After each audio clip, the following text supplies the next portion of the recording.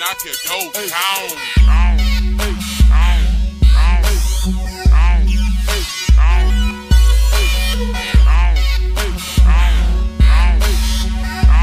Flyest in the Rocket, the podcast, episode 2. I am your host, Mr. Big Boy Talk. The chatter of Black History Month is here. Living in this information age, where there is endless information to explore, every day is Black History Month for me, because every day I seek this information. Most people whom I encounter seems to not care about Black history.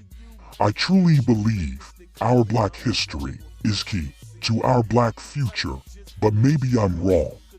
Let me introduce my co-host, Francesca. How are you doing today, boss lady? What's on the agenda for today? Happy Black History Month. On the agenda for today, we will be highlighting important people in Black history. We also have tons of other topics we could dive into as well, ranging from Chinese spy balloons to the cost of a ticket to see King James capture the all-time scoring crown. Yes, Flyest in the Rocket, the podcast. We are here now. Yes, they are old news. Yes, let me first start with the father of Black history, Carter Godwin Woodson. Woodson was born December 19, 1875.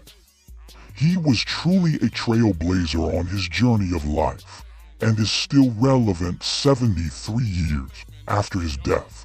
Woodson overcame early obstacles to become a prominent historian and author of several notable books on Black Americans. Woodson's parents, both illiterate former slaves, had to overcome tremendous odds. He worked on the family farm and in the coal mines of West Virginia to help his family make ends meet. When he was a youngster on his journey, hungry for knowledge, he was able to teach himself many things. Woodson was able to master many school subjects by the age of 17. Entering high school at the age of 20, Woodson completed his diploma in less than 2 years. Woodson's journey led him down a path where he created Negro History Week, which initially started on February 7, 1926. Negro History Week eventually became Black History Month in 1976, 26 years after his death, by then President Gerald Ford. Woodson's miseducation of the Negro is a must-read for anyone who wants a better understanding of what us Black Americans were born into. I would like to salute Carter G. Woodson and thank him for his efforts. Mr. Woodson, you were, and still are, the best of us.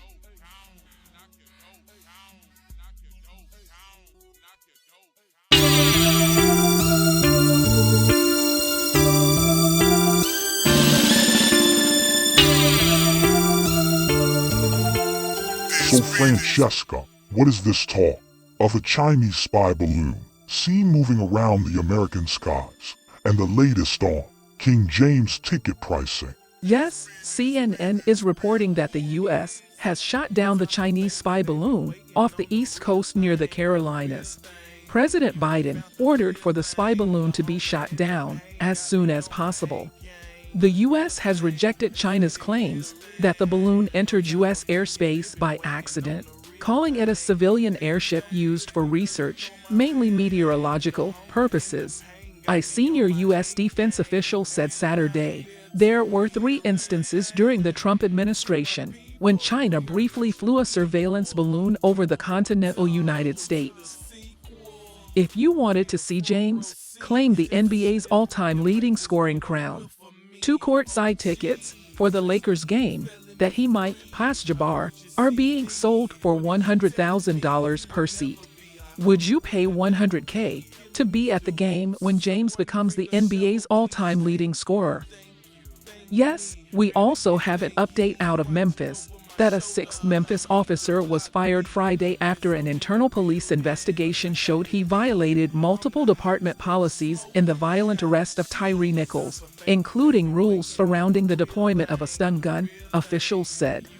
Preston Hemphill had been suspended as he was investigated for his role in the January 7th arrest of Nichols, who died in a hospital 3 days later.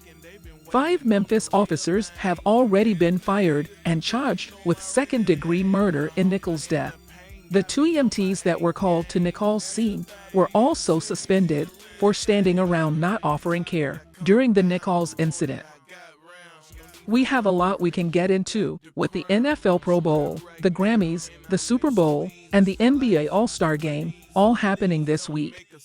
There is also plenty of gossip we can get into as well. Beyoncé came into the 65th Grammy Awards with a total of 9 nominations. Kendrick Lamar had 8 nominations, and Adele and Brandi Carlile had 7 nods each.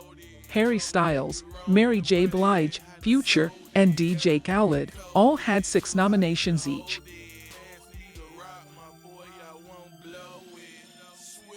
Beyoncé was able to add to her collection, becoming the biggest winner in the history of the Grammys by collecting her 32nd Grammy trophy. Kendrick Lamar was able to bring home 3 new trophies, including another one for Rap Album of the Year. Adele came away with a win for Pop Solo Performance. Harry Styles wins Pop Album of the Year. Future wins Best Melodic Rap Performance for his collaboration with Drake on their song, Wait For You. Samara Joy was able to get her first Grammy win for Best New Artist.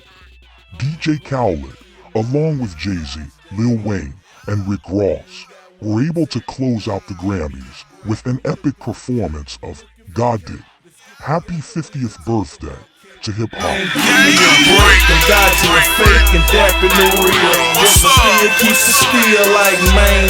Give me a break, my gun in your face, not on my waist. One shot, throw my gun in the waist, man.